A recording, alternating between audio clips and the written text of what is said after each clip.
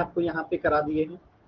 अब हम लोग ऊष्मा को भी आप लोगों को थोड़ा सा मैंने पढ़ा दिया था, मैंने कहा था अलग से नहीं पढ़ूंगा, लेकिन जब मैं क्वेश्चन आप लोगों को करा रहा था तो मुझे लगा कि थोड़ा सा ऊष्मा को और डिटेल की आवश्यकता है।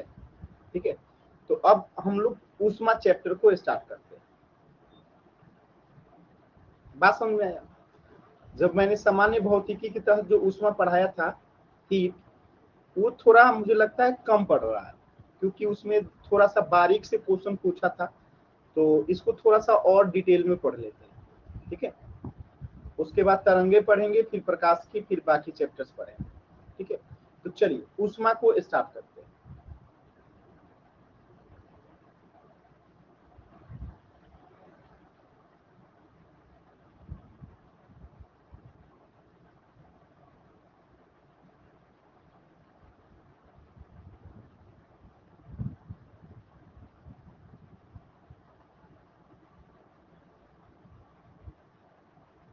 क्लियर है? तापमान, टेम्परेचर और ऊष्मा और हीट में अंतर तो आप लोग को बता चुका हूं, उतने बेसिक की तो आवश्यकता नहीं होगी। ऊष्मा, हीट और टेम्परेचर, तापमान, चारों में अंतर, माने दोनों में अंतर बता चुका हूं, तो हम लोग उसके आगे स्टार्ट कर सकते हैं ना? ठीक, चल एक सामान्य सा परिचय सुनिएगा।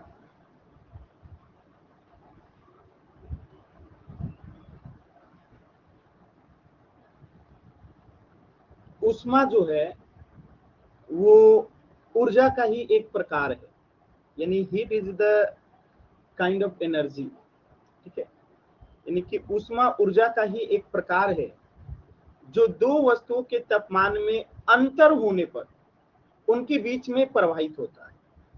अब इसका एक एग्जांपल मैं आपको बताता हूं, ध्यान से समझना। आप लकड़ी के टेबल पे या लोहे के टेबल पे या किसी भी वस्तु पर जब तुलनात्मक रूप से गर्म वस्तु को रखेंगे इसके ऊपर, तो आपको कुछ समय के बाद दिखाई देगा कि वो लकड़ी की टेबल जहां पे आपने मान लेते हैं कि एक कप टी रखा था, गर्म पानी रखा था, वो वहां पे वो स्थान गर्म हो जाएगा। अब आप सोच रहे होंगे कि फिर वो टेबल का ऊर्जा कप पे क्यों नहीं आया, यानी कि ठंडा भी तो एक ऊर्जा ही है। तो जब तुलनात्मक रूप से लकड़ी की टेबल अगर ठंडा होगी और कफ जो है क्या होगा, गर्म होगा, तब भी टेम्परेचर में अंतर है। तो ये एक दूसरे को मिनिमाइज करते हैं, यानी क्या होता है, इनके बीच में ऊर्जा प्रवाहित होती है। ठीक है, तो मैंने यही बताया कि ऊर्जा जो ऊष्मा जो है ऊर्जा का ही एक प्रकार है जो दो वस्तुओं के तापमानों में अंतर होने पर उनके बीच में प्रवाहित होता है। और ऊर्जा का ये स्थानांतरण जो है सदैव हाई प्रेशर से लो प्रेशर होता है। इसका क्या अर्थ है? हाई प्रेशर यानी कि हाई ऊष्मा यानी कि गर्म, लो प्रेशर यानी कि लो ऊष्मा यानी कि ठंडा। तो हमेशा हाई जो ऊष्मा वाला होगा वो ठंडा वाले पे हावी होगा। समझ में आया? क्लियर? ठीक है, तो यही कारण है कि जब गर्म जल को स्पर्श करते हैं तो हमें गर्मी का अनुभव होता है, जबकि बर्फ के टुकड़े को छूने पे ठंड का एहसास होता है, क्योंकि पहली अवस्था में ऊर्जा जो है गर्म जल से हमारे हाथ की ओर, दूसरी अवस्था में हाथ से बर्फ की ओर प्रवाहित होती है। यानी कि जब आप बर्फ को छूइएगा ना तो आपका हाथ गर्म रहता है बर्फ की तुलना में, तो आपकी हाथ की ऊष्मा बर्फ पे जाती है और बर्फ पिघलने लगता है। जबकि आप गर्म पानी को जब छूइएगा ना तो गर्म पानी की ऊष्मा आपके हाथ में घुसने लगती है और आपको जलन महसूस होता है। दोनों में अंतर समझ में आ रहा है? High pressure to low pressure का कंसेप्ट समझ में आ रहा है? क्योंकि बर्फ लो प्रेशर है, आपका हाथ उस समय हाई प्रेशर का काम करता है। तो जब आप बर्फ के टुकड़ा को छूइएगा यानी हाई प्रेशर से लो प्रेशर की तरफ उष्मा जाएगा। लेकिन जब आप गर्म पानी को छूते हैं तो गर्म पानी हाई प्रेशर है आपके हाथ की तुलना में, आपका हाथ लो प्रेशर है। तो ये उष्मा हीट का प्रवाह समझ में आया? बेसिक सी कहानी थी। ठीक है, आगे बढ़े। तो कोई वस्तु हमें कितनी गर्म या ठंडी लगेगी, ये उस वस्तु से होने वाले या उस वस्तु तक होने वाले उष्मा की प्रवाह पर निर्भर करता है। कोई वस्तु हमें कितनी गर्म या ठंडी लगेगी, ये उस वस्तु से होने वाले या उस वस्तु तक होने वाले उष्मा की प्रवाह पर निर्भर करता है। ठीक है, कि उसमें उष्मा का कितना प्रवाह हो रहा है। जैसे मान लेते हैं कि आपका हाथ गर्म है, यानी आपने रजाई में से हाथ निकाला ठंडे के दिन में और बर्फ के टुकड़े पे हाथ रख दिया, तो उस समय आपको ज्यादा ठंडक महसूस होगी। लेकिन आपने ठंडे के मौसम में, करकराती मौसम में आपका हाथ पहले से एकदम लग रहा है जैसे कि ठंडा मार दिया, एकदम हाथ आपका बर्फ जैसा हो चुका है, और उसके बाद आप बर्फ के टुकड़े पे हाथ रखिएगा तो ज्यादा उष्मा महसूस नहीं होगी, ज्यादा ठंडक महसूस नहीं होगी, यानी कि वहां पे संचरण कम होगा, अंतर कम है, तो अंतर बात समझ में आ रहा है। तो यही चीज मैंने बताया कि कोई वस्तु हमें कितनी गर्म या ठंडी लगेगी, ये उस वस्तु से होने वाले, उस वस्तु तक होने वाले उष्मा के प्रवाह पर निर्भर करता है। क्या ये थर्ड स्टेटमेंट क्लियर है? अभी इसका एग्जांपल भी देता हूं।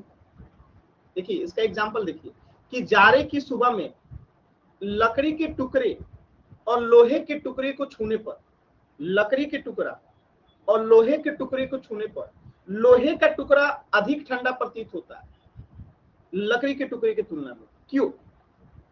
क्योंकि लकड़ी की तुलना में लोहा उष्मा का अच्छा चालक है और हमारे हाथ से उस ज्यादा उष्मा निकलकर लोहे तक चली जाती है। बहुत तेजी से जो है हमारा उष्मा जो है वो लो प्रेशर यानी कि लोहे की उष्मा में चली जाती है।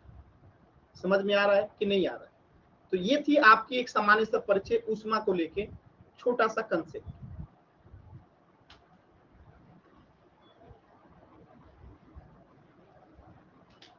आज की टेस्ट में ये क्वेश्चन आया था, आना तो चाहिए था।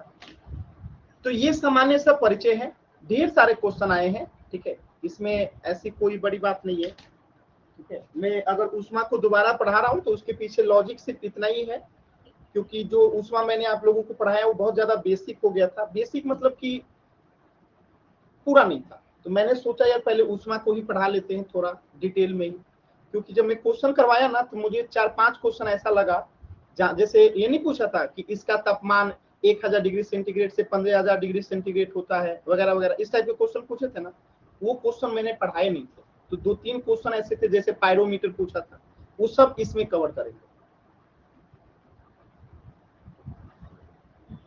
बाकी किसी टॉपिक में दिक्कत नहीं हुआ होगा आपको जो क्वेश्चन मैंने करवाए थे, तो मुझे लगा कि उष्मा वाले में थोड़ा कमी है, इसलिए मैंने उष्मा को स्टार्ट कर दिया।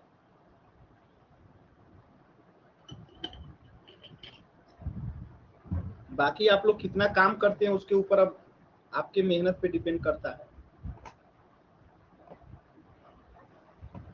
ठीक है, चल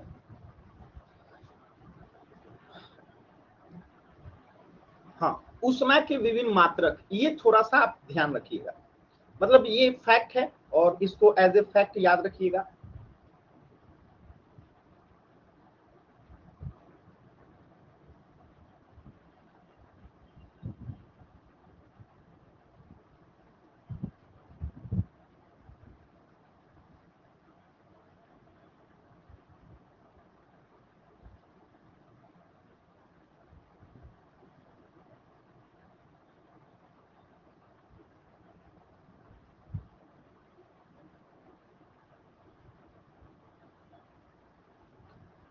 एक जूल बराबर 0.2 कैलोरी। ये सब बायोलॉजी जब पढ़ाऊंगा तो इसकी उपयोगिता पड़ेगी, अभी बस तैयार रखिएगा। एक अर्ग बराबर 10⁻⁻7 जूल, और बस इतना काफी है, इससे ज्यादा तो नहीं पूछना चाहिए। 1 किलो अगर लिख ले, 1 केजी कैलोरी बराबर 1000 कैलोरी,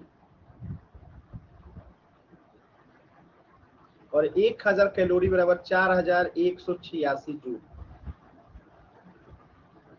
ठीक है, तो ये 4 फैक्ट आपको याद रखने हैं।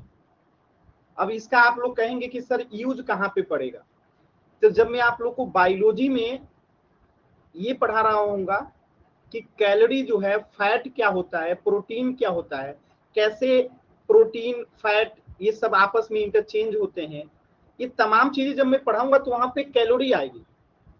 ठीक है, ये तमाम चीजों की हमें आवश्यकता पड़ेगी। तो बस अभी आपको याद रखना है उष्मा के विभिन्न मात्रक। आप देखे होंगे कि जो मोटे व्यक्ति होते हैं जिनमें फैट ज्यादा होता है, तो जो फैट ज्यादा होता है ना उनको ठंडा कम लगता है। क्यों? क्योंकि उनको उष्मा कैलोरी के रूप में जो है यहाँ से फैट से मिलते रहता है।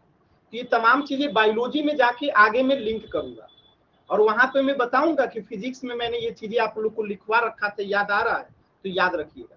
ठीक है, तो अभी बस इसको यहाँ पे एज इट याद रख लेना है। कई बार पूछ लेता है 1 कैलोरी बराबर कितना जूल होता है, 1 जूल बराबर कितना कैलोरी होता है, 1 अर्ग बराबर कितना जूल होता है और 1 केजी कैलोरी बराबर क्या स्थिति होती है। तो ये 4 छोटे छोटे फैक्ट है, आपको याद रखने हैं। आपको प्रीवियस ईयर क्वेश्चन कराया था, इस पे आधारित क्वेश्चन आपको दिखाई भी दिया होगा, दिखाई दिया था।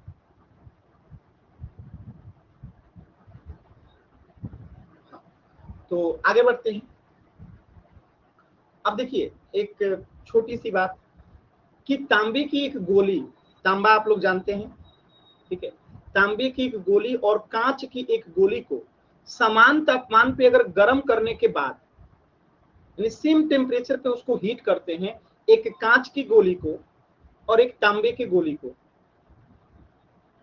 और सेम तापमान पे गर्म करने के बाद जब हम उन्हें छूने पर हमें तांबे की गोली अधिक गर्म प्रतीत होती है, क्योंकि तांबे के उष्मा के सुचालक होने के कारण उससे अधिक उष्मा हमारे हाथों तक पहुंचती है, जबकि कांच जो है वो उष्मा का सुचालक नहीं है, तो हमें ज्यादा गर्म महसूस नहीं होता।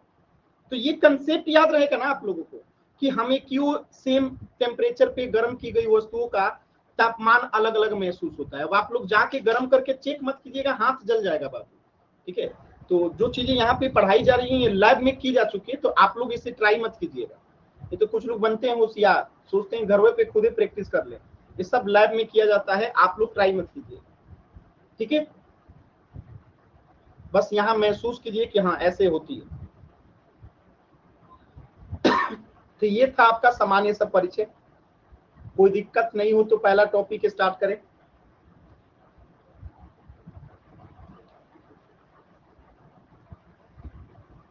अच्छा,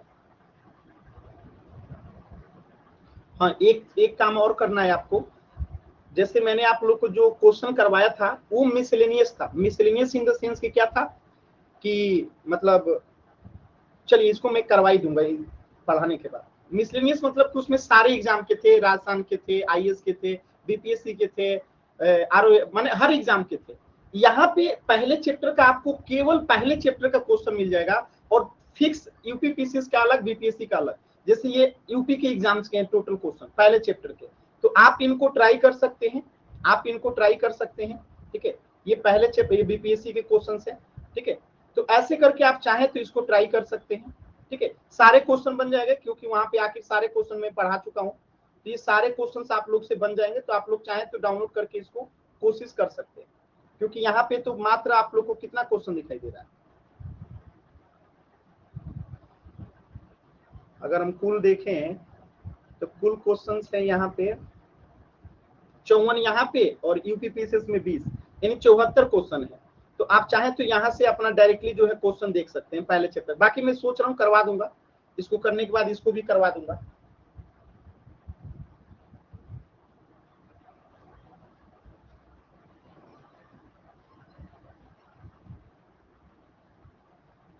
चलिए आगे बढ़ते हैं, पहला कंसेप्ट याद स्टार्ट करते हैं।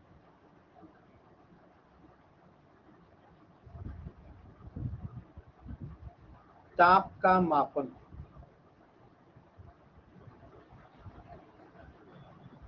मेजरमेंट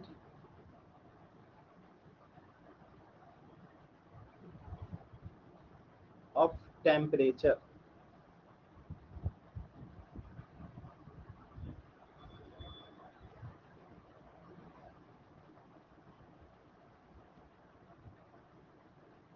तो पहला देखते हैं हम लोग इसमें ताप की अवधारणा। अच्छा, कितने लोगों को अब तक फिजिक्स टफ लगा है, यानी मुश्किल लग रहा है? किसी को लग रहा है क्या? बाकी सब्जेक्ट से मुश्किल? एनीबॉडी?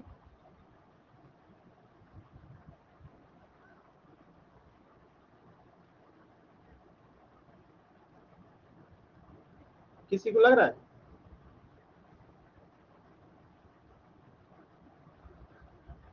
अब नहीं लगता ना, लगना नहीं चाहिए अब, ठीक है, क्योंकि अब लगेगा तो मतलब बहुत दिक्कत है।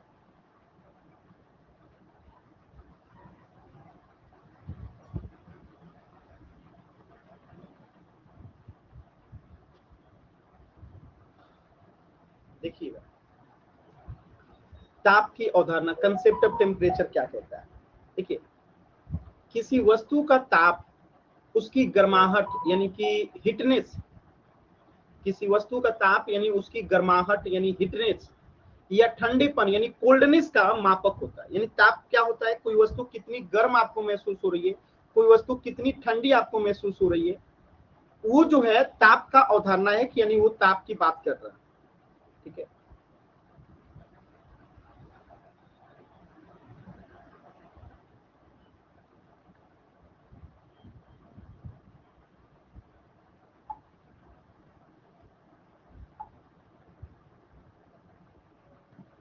ठीक है, तो यहां लिख लीजिएगा थोड़ा सा।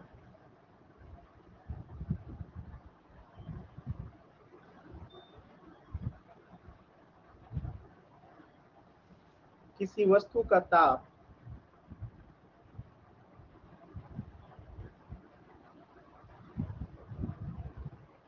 उसकी गर्माहट, यहां लिख लीजिएगा हीटनेस,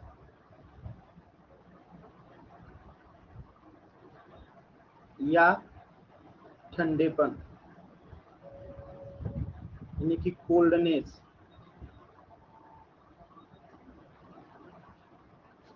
कोल्डनेस का मापक होता है।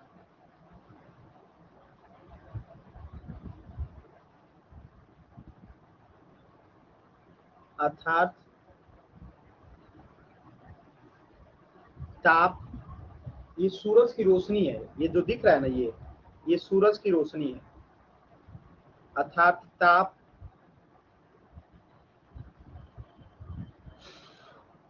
अर्थात ताप वह भौतिक राशि है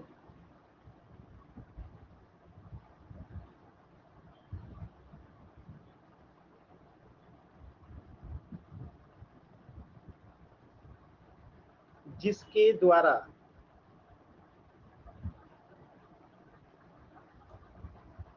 हम छूकर, छूना समझते हैं ना, छूकर ये ज्ञात कर सकते हैं, ये ज्ञात कर सकते हैं कि कोई वस्तु कितनी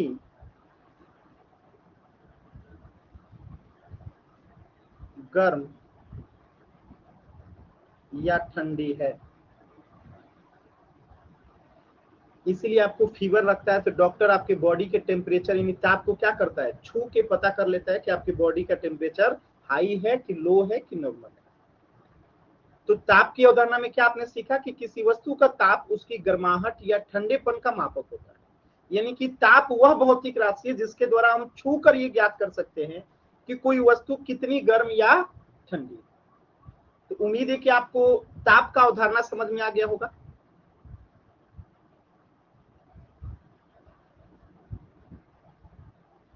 ताप की अवधारणा समझ में आ गया होगा।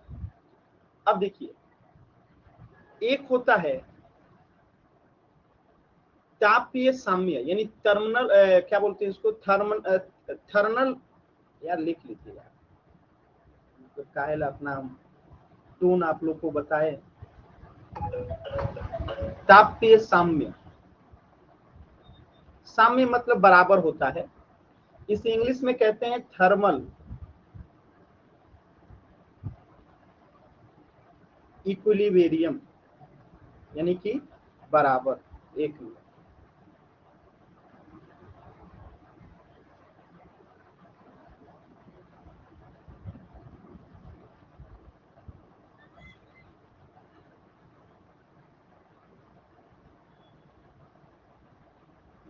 देखिए, यदि दो वस्तु है, एक वस्तु x, एक वस्तु y, दोनों को आपस के संपर्क में लाया जाता है, तो जिनमें से वस्तु x को छूने पर वस्तु y की अपेक्षा गर्म प्रतीत होती है, यानी कि ये गर्म हो गया और y क्या हो गया, ठंडा हो गया। यानी जब आप x को छूते हो तो y की अपेक्षा आपको गर्म महसूस होती है, यानी कि ये इसका टेम्परेचर थोड़ा y से ज्यादा है और इसका x से थोड़ा कम है। तो मैंने क्या कहा कि x छूने पर वस्तु y की अपेक्षा गर्म प्रतीत होती है, तो जो उष्मा होगा वो उष्मा x से y की ओर बहने लगती है, यानी उष्मा इधर से इधर बहेगी। तो ये उष्मा तब तक बहती है जब तक कि दोनों का वस्तु का तापमान समान ना हो जाए, अर्थात उष्मा प्रवाह सदैव उच्च ताप वाली वस्तु से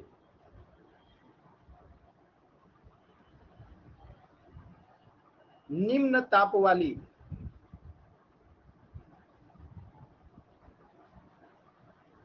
वस्तु की ओर होता है। क्लियर है ये? इसी को हम कहते हैं तापीय साम्य या थर्मल इक्विलिब्रियम। तो अब आपके एग्जाम में आएगा थर्मल इक्विलिब्रियम क्या होता है, तब बता देंगे कि उष्मा प्रवाह सदैव उच्च ताप वाली वस्तु से निम्न ताप वाली वस्तु की ओर होता है, और ये तब तक होता है जब तक दोनों ही वस्तुओं का तापमान समान ना हो जाए, अर्थात उष्मा का प्रवाह सदैव उच्च ताप वाली वस्तु से निम्न ताप वाली की ओर होता है। अब इसका एक एग्जांपल देखिए, ठंडी के दिनों में आप अपनी पैर को गर्म करके रखते हो, बाहर से कोई व्यक्ति आता है ठंडा पैर लेके और वो आपके पैर पे पैर रख देता है, तो तब तक उसका पैर आपको ठंडा लगता है या उसको आपका पैर गर्म लगता है जब तक कि उसका पैर या तो गर्म ना हो जाए या आपका पैर ठंडा ना हो जाए। तो होता दोनों चीजें हैं, समझ में आया? एक समय के बाद आप देखेंगे उसका पैर थोड़ा आपको गर्म लगने लगेगा और आपका पैर उसको थोड़ा ठंडा लगने लगेगा, यानी समान तापमान हो जाएगा, चीजें नॉर्मल हो जाएगी।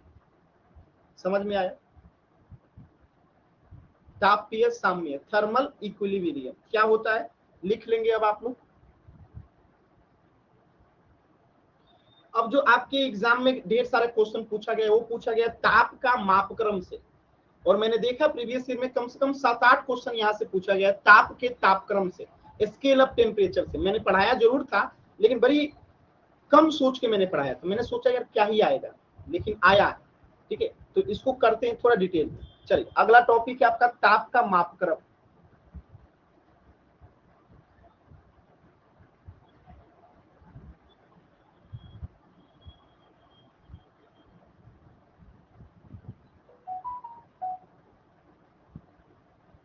Scale of temperature.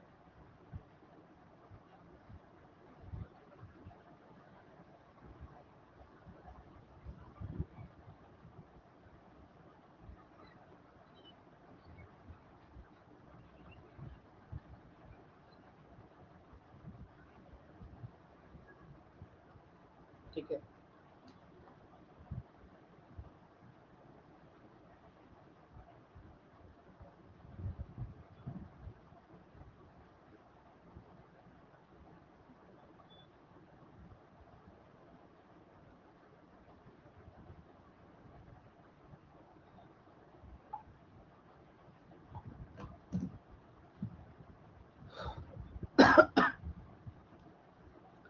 अब देखिएगा,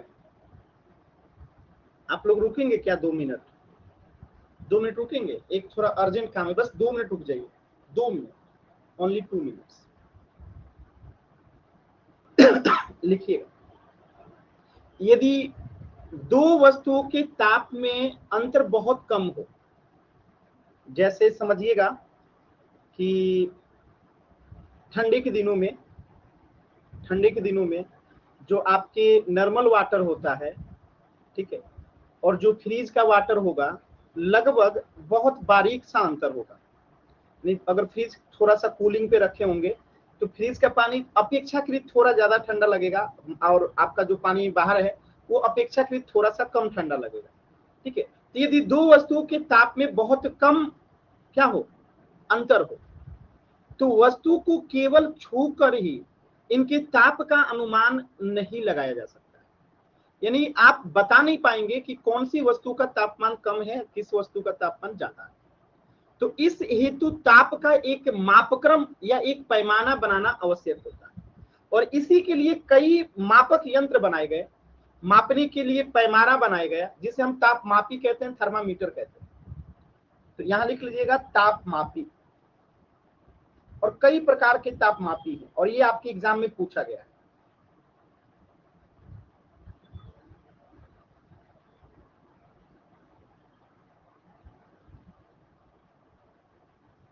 आप लोग को मैं एक चीज हमेशा क्लियर करता हूं क्लास में, कि मैं वो चीज नहीं पढ़ाता हूं जो मुझे बहुत पसंद है पढ़ाना, या मुझे इच्छा है बताना, या मुझे बहुत अच्छे से आता है।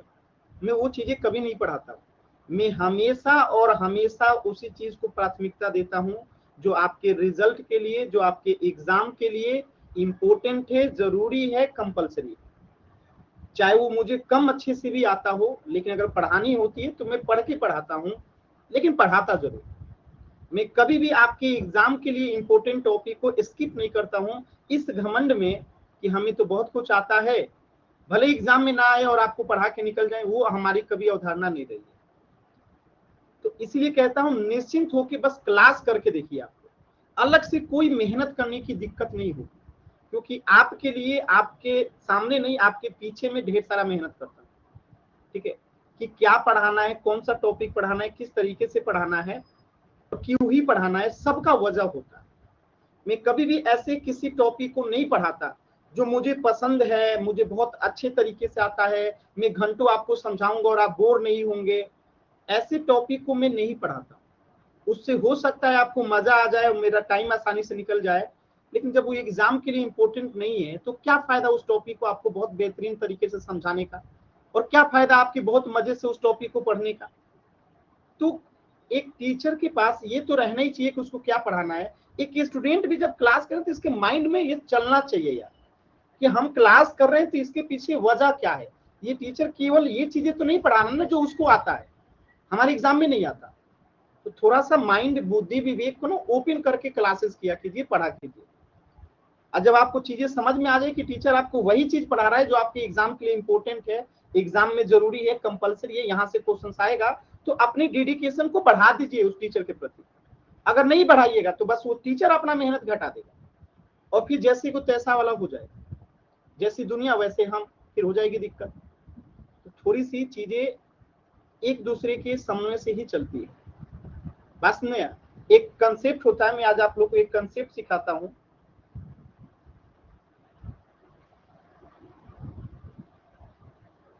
ब्रोकन थ्योरी ऑफ विंडो, ये आपको सोशल जस्टिस में पढ़ना है, सामाजिक सिद्धांत में, बट मैं यहाँ पे थोड़ा सा आप लोग को बता रहा हूँ। ब्रोकन थ्योरी ऑफ विंडो क्या कहता है? ये कहता ये है, अच्छा सरल शब्दों में समझाता है। जैसे आपका ये घर है, ये भी आपका घर है, ये भी आपका मतलब कई लोगों का घर है, ये रही आपकी सड़क, ये आपकी सड़क है, इधर भी घर है, इधर भी घर है, इधर भी घर है। ठीक है, ये आपका घर के आगे स्पेस है, ये आपके घर के आगे स्पेस है, ये भी आपके घर के आगे स्पेस है, ऐसे घर के आगे स्पेस है, ये बीच में कुछ ऐसे ही खाली स्पेस पड़ा हुआ है।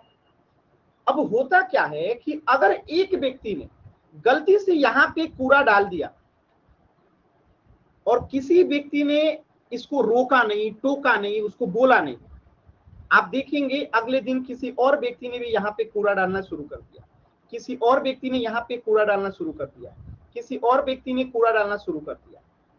यानी कि यहाँ पे एक एक्सेप्टेंस क्रिएट हो गया कि आप गलती करो, आप यहाँ पे कूड़ा फेंको, कोई दिक्कत नहीं, और यहाँ पे एक कूड़ा का पूरा गदान बन जाता है। यानी आपका गलत चीजों के प्रति इग्नोरेंस यहाँ पे समस्या क्रिएट कर दिया। ये होता है ब्रोकन थ्योरी ऑफ विंडो। और ये इस पे कौन सी सरकार काम कर रही है? तो इस समय योगी सरकार इस पे काम कर रही है। योगी सरकार अब ये मैं पढ़ाऊंगा आप लोग को सोशल जस्टिस में, आप लोग के मेंस के चैप्टर है। योगी सरकार इस पे कैसे काम कर रही है, तो आपको कई बार न्यूज में दिखेगा बुलडोजर की सरकार या बुलडोजर बाबा, ऐसे करके शब्दों का आप देखेंगे समाज की मीडिया में जो है उपयोग किया जाता है। क्यों किया जाता है, कभी सोचे आप लोग? इसके पीछे वजह है, ब्रोकन थ्योरी ऑफ विंडो पे ये काम कर रहे हैं। काम कैसे कर रहे हैं? एक व्यक्ति अगर मान लेते हैं, जस्ट फॉर एन एग्जांपल, ये आपका घर है, ये घर है सब, और यहां से सड़क जा रहा है, ये सड़क है। अगर एक व्यक्ति ने यहां से थोड़ा सा एक्स्ट्रा स्पेस पकड़ के घर बना लिया और सरकार ने उस पर अगर कार्रवाई नहीं की ना, तो अब यहाँ पे कल के डेट में घर बनेगा, यहाँ पे घर में डेट बनेगा, तो इसके माइंड में भी चाहेगा कि हम भी पकड़ ले, हम भी पकड़ ले। यानी कि गलती को तुरंत कार्रवाई करके रोको, नहीं तो ये गलती समाज की एक्सेप्टेंस बन जाएगी और फिर आप कुछ कर नहीं पाओगे। तो योगी सरकार जो बुलडोजर का कंसेप्ट है वो इसी पे काम कर रहा है, ब्रोकन थ्योरी ऑफ विंडो पे। जैसे यहाँ पे कूड़ा का ढेर बन जाता है, ऐसे ही अपराध की कैटेगरी में होता है। अब देखिए अपराध की कैटेगरी में क्या होता है, जैसे आपका घर है और एक खिड़की टूटा हुआ है, एक खिड़की आपका टूटा हुआ है, मतलब मान लेते हैं नहीं टूटा हुआ है, 4 खिड़की है, ठीक है, आपके घर के 4 खिड़की है, इसमें से कोई खिड़की टूटा नहीं हुआ है। किसी व्यक्ति ने आया और आपके एक खिड़की को तोड़ के चला गया, आपने अगर उसको नहीं रोका, नहीं टोका, तो समाज में कुछ और लोग भी होंगे, आपकी ये बाकी की खिड़की तोड़ के चले जाएंगे। समझ में? तो कई बार हमें गलती की शुरुआत पे ही उसे रोकना होता है, नहीं रोकेंगे ब्रोकन थ्योरी ऑफ विंडो आ जाएगा और फिर जिंदगी तहस नहस हो जाएगी। इसको समझाने के पीछे लॉजिक सिर्फ इतना ही था कि उचित को सहयोग और अनुचित का विरोध करना सीख लीजिए। अगर नहीं सीखिएगा ना तो दुनिया बहुत फास्ट भाग रही है बाबू। मैं आपके लिए अपना जान लगा के पढ़ाऊं, 100% दूं, और आप अपना 100% मुझे ना दो, तो फिर ये चीजें कभी चल नहीं पाएगी। फिर होगा क्या कि जैसी दुनिया वैसे हम, नुकसान आपका। जान लीजिए एक व्यक्ति लिमिट में ही कोशिश कर सकता है, मैं जो कर रहा हूं, ठीक है, जो मैं कर रहा हूं, ध्यान रखिए। हमें कोई ईमानदारी का तमगा लेके नहीं जाना, हमारे ऊपर भी सवालों के जवाब होते हैं, सवाल होते हैं जिन्हें जवाब देने पड़ते हैं। जब हम बहुत बेहतरीन करके 100% करके, जब बच्चों के सहयोग की कमी से जब हमें सुनना पड़ता है ना, बहुत दुख होता है कि वो बच्चे हैं जिनके लिए हम अपना 100% दे रहे हैं ताकि इनका कुछ बेहतरीन हो जाए, इनका रिजल्ट हो जाए, उनको वो चीज पढ़ने को मिल जाए जो कोई पढ़ा नहीं रहा है। लेकिन ये बच्चे उसको इग्नोर कर रहे हैं इसलिए क्योंकि हम कुछ अच्छा कर रहे हैं। तब हम क्या करेंगे, हम वो चीज करेंगे जिसे बच्चे पसंद कर रहे हैं, जो आपके सिलेक्शन में लाभदायक नहीं है, लेकिन आप उसको एंजॉय करोगे, आप वहां जाओगे। हर टीचर को पता होता है, मुझे भी पता है, बात समझ में, लेकिन मैं वो करता नहीं हूँ क्योंकि वहां से रिजल्ट नहीं होता है। लेकिन आप लोग जब मुझे मजबूर करोगे तो करना पड़ेगा, क्या करेंगे, हमें भी तो प्लेटफॉर्म पे रहना है ना, उसकी भी एक मिनिमम क्राइटेरिया होती है, उस क्राइटेरिया को हमें भी फॉलो करना होता है। बात समझ में, तो ध्यान रखिए।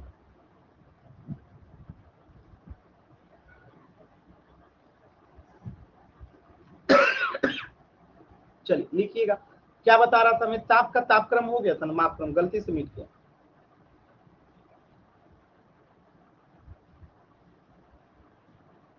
लिखिएगा ताप का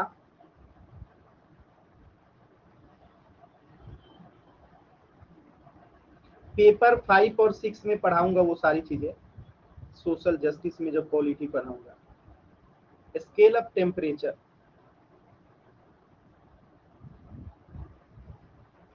अब यही मैं टिकटॉक पे बनाता video, broken theory of window, लोग खूब देखते, खूब देखते, क्या कुछ नया आ गया मार्केट में, हाँ हाँ हाँ, ज्ञान की बात है। और यही क्लास में बताओ तो बच्चों को कोई कदर नहीं है, लेकिन टिकटॉक पे वाह। तो आजकल लोग ऐसे ही चल रहे हैं, समाज ऐसा ही हो गया,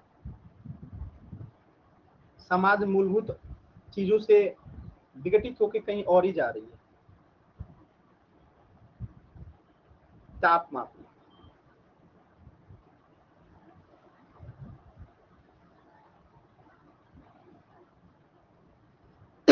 पता नहीं इस देश का फ्यूचर क्या होगा, जहाँ पे 5 साल के, 10 साल के, 12 साल के, 14 साल के, 21 साल के बच्चे टिकटॉकर बन रहे हैं।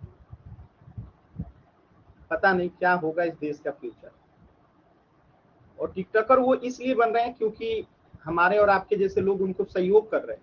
कैसे सहयोग कर रहे हैं? उनके वीडियोस को देख के, उनको लाइक करके, उनको सब्सक्राइब करके, उनको शेयर करके, अपने स्टेटस में लगा के हम उनको सहयोग करते हैं, उनका मनोबल बढ़ता है और वो टिकटॉकर बनते जा रहे हैं। इस देश का जो फ्यूचर दिख रहा है ना, हमें कुछ चीजों में बहुत घटिया दिख रहा है।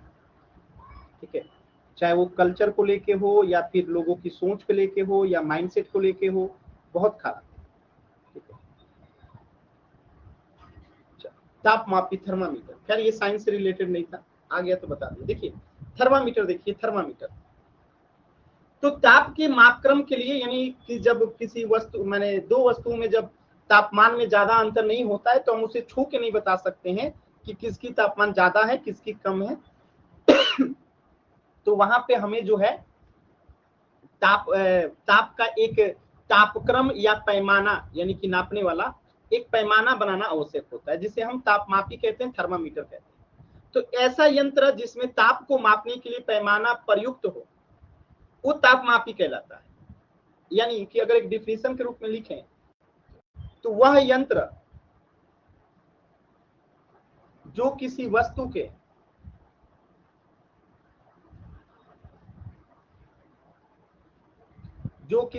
का ताप मापता है, तापमापी कहलाता है। तापमापी कहलाता है। ठीक है, वह यंत्र जो किसी वस्तु का ताप मापता है वो तापमापी कहलाता है। तो पदार्थ के विभिन्न भौतिक गुणों में ताप के साथ परिवर्तन होता है। तापमापी बनाने हेतु पदार्थ के किसी ऐसे गुण का प्रयोग किया जाता है जो ताप पे निर्भर करता है, जैसे कि ताप के साथ किसी द्रव या गैस के आयतन में परिवर्तन, ताप के साथ विद्युत प्रतिरोध में परिवर्तन, या विभिन्न गुणों को आधार बनाकर अनेक प्रकार के तापमापी बनाए जाते हैं। यानी जैसे कुछ वस्तुओं को आप देखेंगे, जैसे पारा है, आप उसको हाई टेम्परेचर पे डालेंगे तो पारा चढ़ने लगता है, तो वहां पे क्लिनिकल थर्मामीटर बन गया। तो मैंने क्या बताया, पदार्थ के विभिन्न भौतिक गुणों के आधार पर या भौतिक गुणों में ताप के साथ परिवर्तन होता है। जैसे मैंने बताया था कि मोमबत्ती को अगर हम गर्म करेंगे तो उसका आयतन बढ़ जाएगा, तो ये मोमबत्ती का एक भौतिक गुण हुआ कि नहीं हुआ। मैंने बताया था कि पानी को जब गर्म करेंगे तो उसका आयतन घट जाएगा, वो उसका एक भौतिक गुण हुआ कि नहीं हुआ। तो ऐसे ही ताप के साथ किसी द्रव या गैस के आयतन में परिवर्तन, ताप के साथ विद्युत प्रतिरोध में परिवर्तन इत्यादि जैसे विभिन्न गुणों को आधार बना के अनेक प्रकार के तापमापी यंत्र बनाए जाते हैं।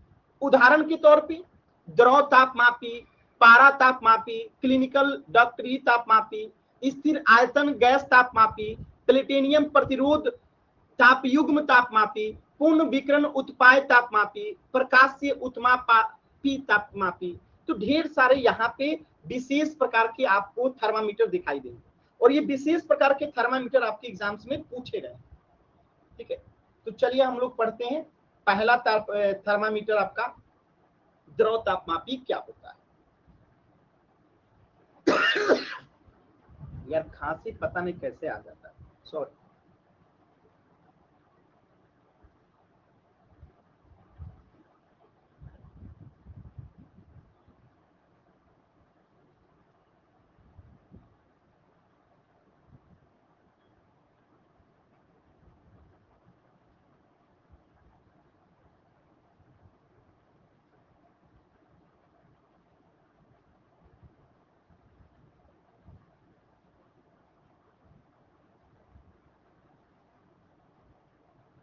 द्रव तापमापी, पारा या अल्कोहल अलग अलग है दोनों। पारा वाला तापमापी अलग है, जैसे आप क्लिनिकल या डॉक्टरी तापमापी जो यूज करते हो वो सब पारा पे आधारित होता है, अल्कोहल वाला अलग होता है। द्रव तापमापी या लिक्विड थर्मामीटर क्या होता है, अभी आगे पढ़ाऊंगा उसको आशुतोष जी। क्लिनिकल थर्मामीटर फिर से पढ़ाऊंगा, चिंता मत कीजिए। पहले इसको देखिए, द्रव तापमापी क्या होता है।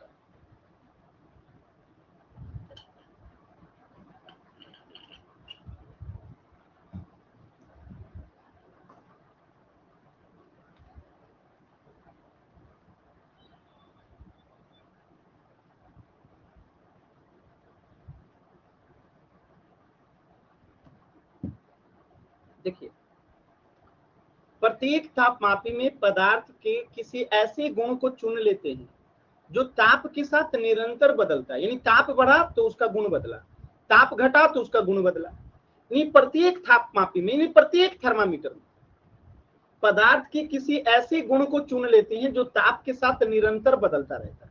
यानी कि द्रव तापमापी में कांच की केस नली में द्रव यानी कि एल्कोहल या पारा, एल्कोहल या पारा, ठीक है, केस नली में द्रव, ठीक है, यानी कि एल्कोहल या पारा स्तंभ की लंबाई तापमान मापन के लिए प्रयुक्त होती है। तो आपसे द्रव तापमापी में सीधे पूछेगा किस द्रव का या किस चीज का यूज किया जाता है।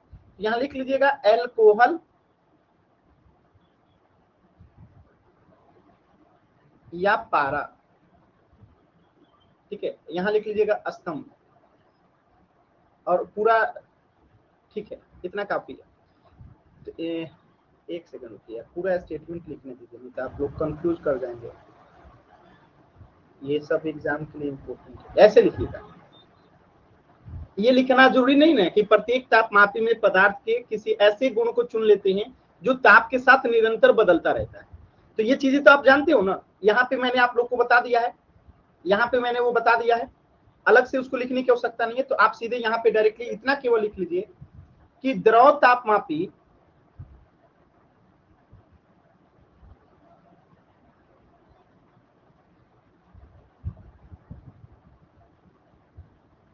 कांच की केसन नली, कांच की पतली नली होती है,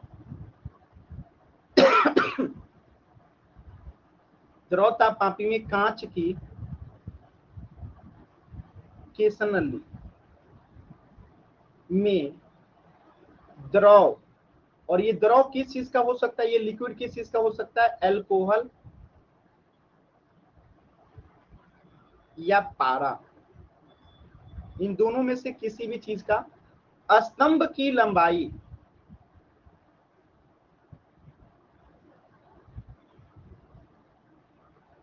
लंबाई तापमान मापन के लिए प्रयुक्त होती है।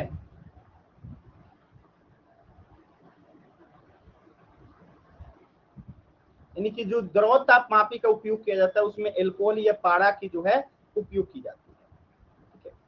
तो अब यहां से आपसे इसका रेंज पूछेगा परास, कि द्रव तापमापी या लिक्विड थर्मामीटर में कितने से कितने रेंज में हम तापमान को माप सकते हैं। तो एल्कोहल का जो द्रवांक होता है यानी कि गलनांक जो होता है निम्न होने के कारण एल्कोहल प्रयुक्त करने पे -115 डिग्री सेंटीग्रेड पे ताप मापा जा सकता है और पारा प्रयुक्त करने पे -39 डिग्री सेंटीग्रेड से 350 डिग्री सेंटीग्रेड तक का ताप मापा जा सकता है। तो अगर द्रव तापमापी में एल्कोहल का उपयोग किया गया,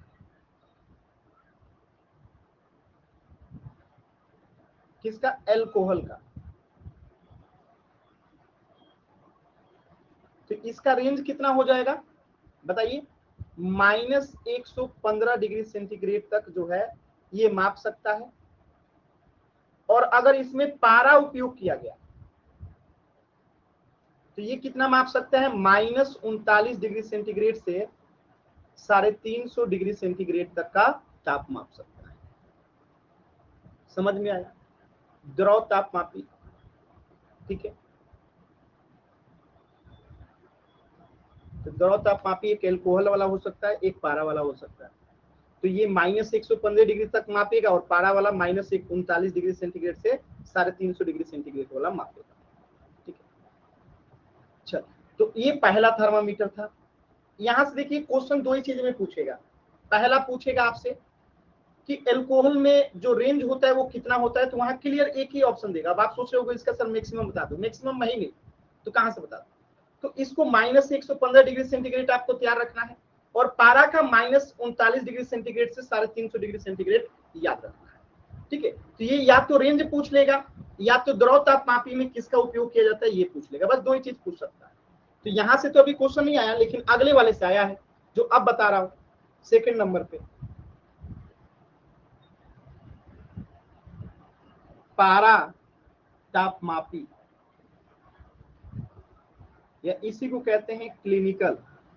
और ये आपके एग्जाम में क्वेश्चन आया भी है और मैंने करवाया भी है। क्लिनिकल या इसी को कहते हैं डॉक्टरी तापमापी। देखिए हिंदी में कितने नाम है इसके? 4 नाम, 3 नाम है, पारा, क्लिनिकल, डॉक्टरी, इतने नाम है। इंग्लिश में बस एक ही नाम है। इंग्लिश वाले लोग इसीलिए आगे निकल जाते हैं, उनको ज्यादा दिमाग ही नहीं लगाना रहता है। Clinical thermometer.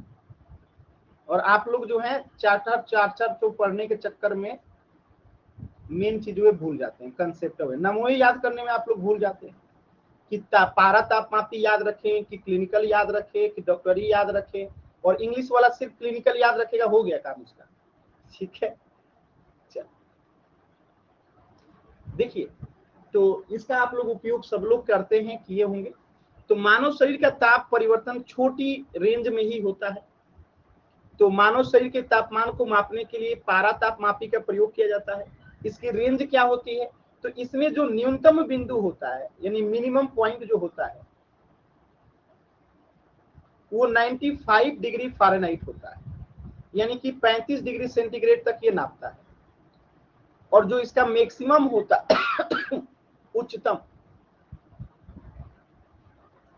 वो 110 डिग्री फ़ारेनहाइट होता है या 43 डिग्री सेंटीग्रेड होता है। और ये तापमापी जो है 95 डिग्री फ़ारेनहाइट से लेके 110 डिग्री फ़ारेनहाइट के बीच कार्य करता है। तो उम्मीद है कि आपको क्लिनिकल थर्मामीटर समझ में आ गया होगा। पारा पे आधारित होता है, इसीलिए पारा तापमापी, या क्लिनिकल या डॉक्टरी तापमापी। क्लियर है? तो इसका रेंज भी आपसे पूछ सकता है। अब देखिए इसमें किस सिद्धांत का उपयोग किया जाता है, यहाँ पे पारा के किस सिद्धांत का उपयोग किया जाता है। खैर इतना डेप्थ में तो नहीं पूछेगा, बट बता देता हूं। ये जो है द्रव तापमापी या पारा तापमापी में उष्मीय, ठीक है, उष्मीय प्रसार की गुण का उपयोग किया जाता है।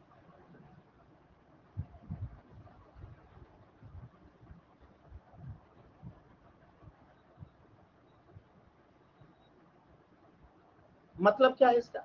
मतलब जैसे ही आपके बॉडी का टेम्परेचर इस क्लिनिकल थर्मामीटर के कांटेक्ट में आता है, तो इसमें जो पारा रहता है वो फैलने लगता है। समझ में? और जब बॉडी का टेम्परेचर कम होगा तो वो सिकुड़ने लगेगा। तो यहाँ पे कौन सा सिद्धांत काम करता है?